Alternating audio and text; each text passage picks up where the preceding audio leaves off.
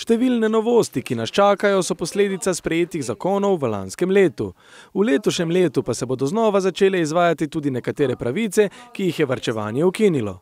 Ena izmed teh je otroški dodatek, ki bo po novem spet pripadal tudi družinam iz 7. in 8. dohodkovnega razreda. To je vsekakor pozitivna sprememba, da se tudi te družine, ki spadajo malo višji dohodkovni razred, so deležne potem otroških dodatkov za svoje otroke.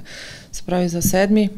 plačilni razred, to so tisti, ki imajo povprečni mesečni dohodek med 64 do 82 odstotkov na družinskega člana, potem pa 8. dohodkovni razred pa so tile, ki zapadajo od 82 do 99 odstotkov povprečnega mesečnega dohodka na osebo, ne. Sicer zneski otroških dodatkov mesečni niso visoki, ampak kljub temu so neka spodbuda za družine, ne? Da je to njihovo starševstvo tudi na nek način spodbujeno strani države. Vsekakor pa višina otroškega dodatka, tako kot doslej, variira glede na plačilni razred družine. Najnižji znesek za ta 8. dohodkovni razred je za prvega otroka 19,88 evra na mesec. Najvišji pa je za tisti prvi dohodkovni razred, to je za povprečni mesečni dohodek na osebo do 18 odstotkov, je pa potem za prvega otroka 114,31 evrov, če pa je to tretji oziroma naslednji otrok, za tega otroka pa je 137,18 evra. Povečal se bo tudi obseg plačanega očetovskega dopusta. Letos bo na voljo 30 dni, kar je 5 dni več kot lani in 10 več kot leta 2016.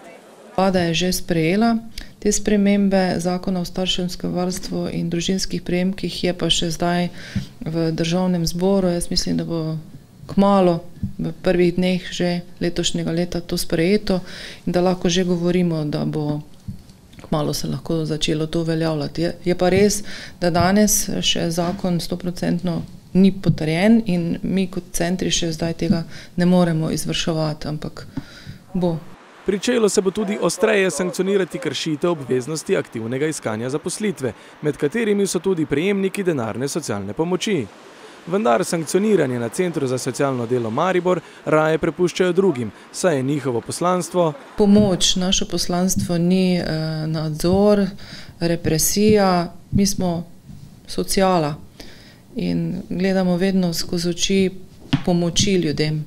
In če pride nekdo po pomoč, seveda mu v prvi vrsti verjamemo in zaupamo, ker jaz mislim, da je to neka človeška gesta in tudi na drugi strani verjamem, da je človek toliko pošten, da ne gre prositi, če tega ne potrebuje, ker ve, koliko ljudi je potem lahko zaradi tega tudi oškodovanih, pa to ni etično, ne. Od 1. januarja pa je že v veljavi sprememba družinskega zakonika, ki prinaša novosti predvsem na področju sklepanja zakonskih zvez. Po novem se lahko par poroči brez prič. Že sedaj v bistvu priče niso imele neke velike veljave. Ker zakonska zveza je sklenjena, ko oba zda potrdita, da želita skleniti zakonsko zvezo in ko pooblaščena oseba razglasi, da je zakonska zveza sklenjena. In če bi se tisti trenutek kaj zgodilo, če se listine ne bi moglo podpisati, potem bi recimo priče lahko na sodišču dokazovale obstoj zakonske zveze. Drugače pa je važno ja in podpis listine. Sprememb v novem letu pa bo še več. Zagotovljena bo univerzalna pravica pomoči ob rojstvu otroka v višini 280 evrov. Po novem se bodo morali brezposelni že med odpovednim rokom prijaviti v evidenco iskalcev zaposlitve. Veljati pa so že pričele določbe, ki spreminjajo ureditev pokojninske dobe brez dokupa, v katero se bo štelo tudi obdobje prostovoljne vključitve v obvezno pokojninsko in invalidsko zavarovanje, ki je veljalo doslej. Zavarovancem, ki še niso upokojeni, se bo nov način upoštevanja obdobja upošteval že v času postopkov upokojitve.